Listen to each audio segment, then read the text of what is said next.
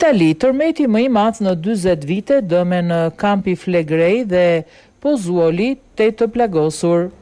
Një tërmet i fort goditi zonën e Campi Flegrei në Itali dhe u ndje fuqishëm edhe në Napoli dhe provincën përreth.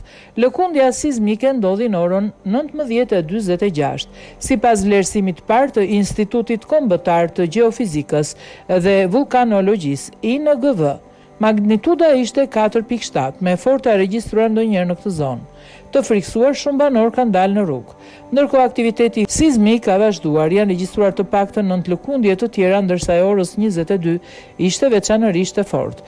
Dëmet janë të mëdha, janë raportuar në Pozzuoli. Autoritetet deklaruan se këtë herë situata ka qenë serioze. Një mur i linjës hekurudhore Kumana u shembi shina, për fatmirësisht asnjë tren nuk u përfshi. Shërbimi hekurudhor i metros dhe linjës cirkumflegjerash ndërprer janë regjistruar gjithashtu shembje të shpateve shkëmbore me përbërje shtufi.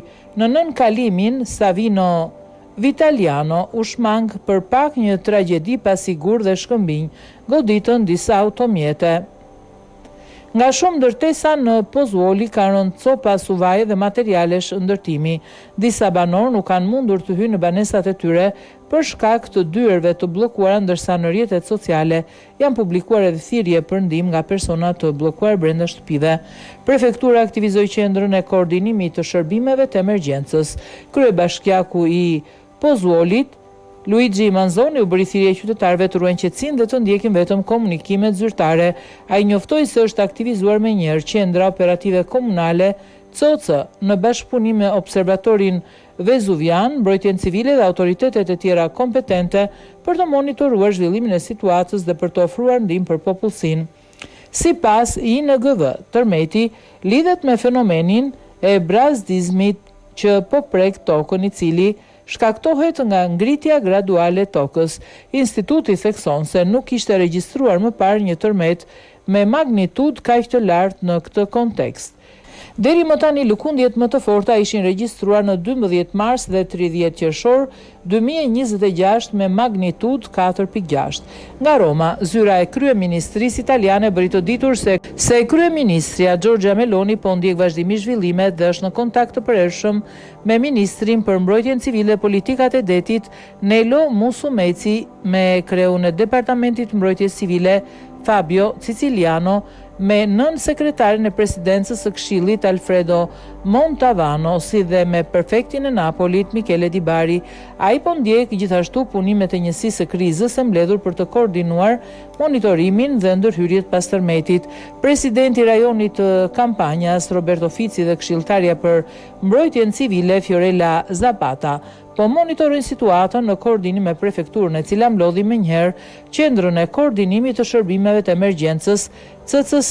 Kryetarët e bashkive të zonës për mbrojtjen civile kombëtare, autoritetet lokale po kryen verifikime për dëmet e mundshme, ndërsa është aktivizuar edhe shërbimi i mbështetjes psikologjike për emergjencat.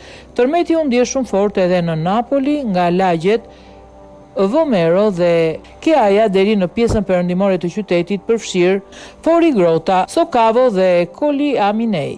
Në disa zona u raportuan ndërprerje të energjisë elektrike dhe mungesë e sinjalit telefonik. Banorët përshkruan momente paniku, nuk po mbaronte. Ishte një frikë e madhe, për momentin nuk ngjitem në shtëpi. Ishin disa nga dëshmitë e mbledhura në rrugë. Ndjeja muret që kërcisnin, nuk kanë përjetuar kur një tërmet kaq të fortë, tha Andrea Maria nga Kasoria. Llampadarët lëkundeshin pa pushim, tregoi Giovanna nga Mugnano. Ndërtesat e qendrës drejtuese u lëkundën shumë, tha Simona, ndërsa Nuncia nga Posillipo e përshkroi situatën si të tmerrshme. Nga Quarto raportua se shtëpitë u lëkundën fort, energjia elektrike u ndërprer dhe nga mure transende të ndryshme. Ndër dëmet kryesore infrastrukturore raportua edhe shembja e pjesme një shtylle të tensionit të lartë në zonën e Agnanos, e rëndësishme për furnizimin me energji elektrike të Napolit. Teknikët e distribucion ndërhyn menjëherë dhe arritën të rikthenin furnizimin për pjesën më të madhe të konsumatorëve përmes rrjetit dytësor. Megjithatë, probleme të lokalizuara vazhdojnë të ekzistojnë, në veçanti në lagjet Fori Grata dhe Banjoli a raportuar dhe ndërprerjet e energjisë elektrike, ndërsa ekipet emergjencës po punojnë për rikthimin e plotë të funksionimit të rrjetit sa më shpejt jetë mundur.